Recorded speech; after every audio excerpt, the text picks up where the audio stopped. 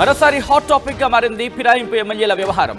కాంగ్రెస్ లో చేరిన ఎమ్మెల్యేలపై స్పీకర్ సంచలన నిర్ణయం తీసుకున్నారా అంటే అవుననే మాట వినిపిస్తోంది. 10 మంది ఎమ్మెల్యేల నుంచి వివరణ తీసుకోబోతున్నారు స్పీకర్ గడ్డం ప్రసాద్.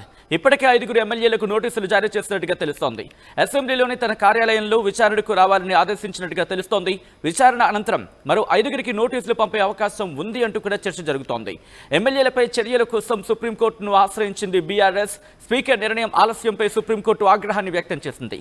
న్యాయ సలహా తీసుకోబోతున్నారు స్పీకర్ గడ్డం ప్రసాద్. ఈ నేపథ్యంలో ఈ డెవలప్మెంట్ కి సంబంధించి ఇంట్రెస్టింగ్ గా మారిందని చెప్పుకోవాలి. అన్నదో బిగ్ బ్రేకింగ్ న్యూస్ చూస్తున్నారు. ఇటు తెలంగాణ రాజకీయాలు మరోసారి హాట్ గా మారుతున్నాయి. ఇప్పుడు ఎమ్మెల్యేలకు సంబంధించి ఫిరాయింపు ఎమ్మెల్యేలకు సంబంధించి కాంగ్రెస్ లో చేరిన ఎమ్మెల్యేలపై స్పీకర్ సంచలన నిర్ణయం తీసుకున్నట్టుగా తెలుస్తోంది. 10 మంది ఎమ్మెల్యేల నుంచి వివరణ తీసుకోబోతున్నారు స్పీకర్ గడ్డం ప్రసాద్.